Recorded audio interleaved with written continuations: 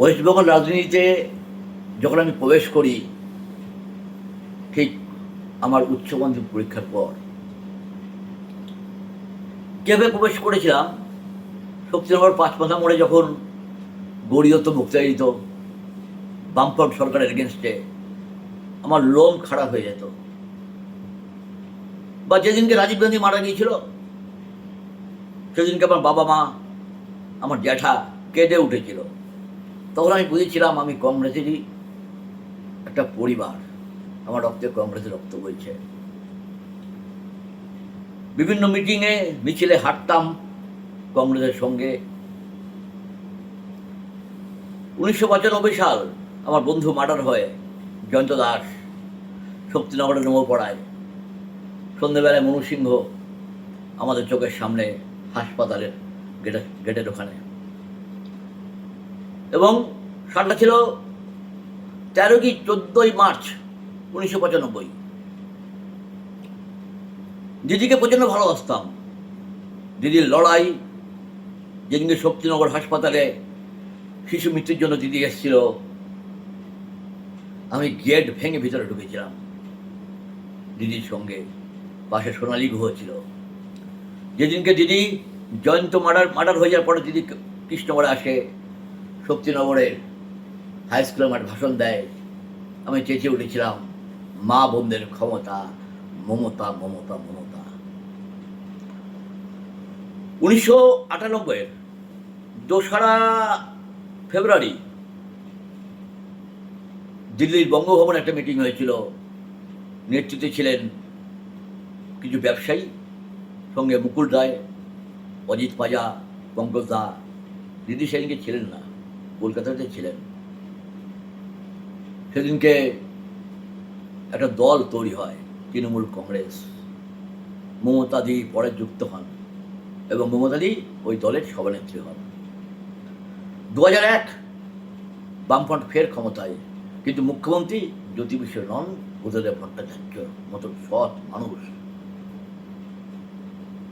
এবং উনি সাংস্কৃতিক মনোভাব সম্পন্ন মানুষ, উনি রাজনৈতিক মনোভাব সম্পন্ন মানুষ ছিলেন না। রাজনীতি ওনার কাছ থেকে অনেক দূরে ছিল বলে মনে হয়েছিল আমার। তাও 2006 235টা নিয়ে উনি এলেন, কিন্তু এগোড়ে আর রাখতে পারলেন না। কিছু দিদির অভিনয়ের জন্য, অভিনয়, সিঙ্গুর অভিনয়, নন্দীগ্রাম অভিনয়, নেতাই অভিনয়, সর্বোপরি দিদির 26 দিনের বিজ্ঞান অসম্মত অনশন। তারপরে যোগ করলো আবার লুকমান রহমানের ভাইয়ের হত্যা, রিজানুর রহমান, তার দাদা এখন কোটিপতি। জানি না কোটিপতিটা উনি থাকবেন কিনা। আবার তাপসী মালিকের হত্যাকাণ্ড, যা তদন্ত দিদি শেষ করতে পারেনি। কে আসলে মারল, দেউ মালিক না অন্য কেউ? না কার বুদ্ধি ছিল এখানে? না যাকে কলকাতার নার্সিংহোমে ভর্তি করিয়ে ব্রেন অপারেশন করে ব্রেনের তার খুলে দিয়েছিল সেই ভদ্রলোক?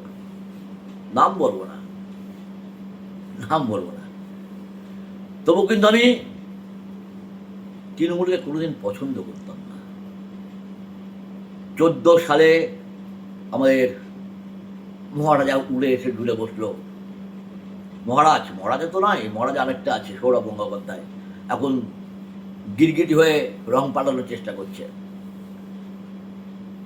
এবং তখনই বুঝেছিলাম, যখন 2016 সালে জেতার পরে যেভাবে 2 নম্বরই আরম্ভ করলো, এটা দল যেটা ওরা করেছিল, মুকুল রায়, পঙ্কজ রায়, এরা দল করেছিল বটে, কিন্তু 16 সালে সেটা হয়ে গেল কোম্পানি। আজকে এই কোম্পানি কি হাল বলুন তো? কালকে দিল্লির অফিসে গেছিলাম, বন্ধ। চৌঠমে রেজাল্ট পড়ানোর পর দিদির সঙ্গে দেখা করতে হলো 71 জন বিধায়ক। তারপরে দিয়ে এলো 60 জন, গতকাল হয়ে গেল 18 জন বা 19 জন, পরে উকি ঝুঁকি দিয়েছিল একজন। দল ভেঙে গেছে, যাবে, কোম্পানি ভূমধ্যসাগরে তলিয়ে গেছে। তাহলে পশ্চিমবঙ্গের রাজনীতি কি হবে? সিপিএম কংগ্রেস কি আবার উঠে দাঁড়াবে? মুসলিম ভোট কোথায় যাবে? না বিজেপি গভর্নমেন্টের যে প্রতিশ্রুতি দিয়েছিল সেগুলো একের পর এক পূরণ হবে। 45% ভোট থেকে সেটা যাবে 55, হতে তো পারে, আবার তো নাও পারে। পশ্চিমবঙ্গের মাটি এখন অনেকটা কেরালার মাটি হতে চলেছে, বা কেরালার গন্ধ হতে চলেছে আমার মনে হয়। সুতরাং উন্নয়ন যদি করে, উন্নয়নমুখী যদি কাজ হয়, আমরা যদি বিচার পাই অভয়ার, যদি কোনো আবর্জনা না জমে, যেসব আবর্জনায় সন্দীপ ঘোষের মতন নপুংসরা জন্মগ্রহণ করে, যদি চাকরি হারাদের ক্রন্দনধ্বনি আর শুনতে না হয়, তাহলে বিজেপি 45% থেকে 55 গণ্ডি পেরাবে। আবার 2031-এ আবার স্বমহিমায় বসবে এবং 2026-এর জন্য ফের তৈরি হবে। কিন্তু কিন্তু কাল কৃষ্ণে দেখা, কাল কৃষ্ণ দেখা, কাল কৃষ্ণ দেখা। নমস্কার।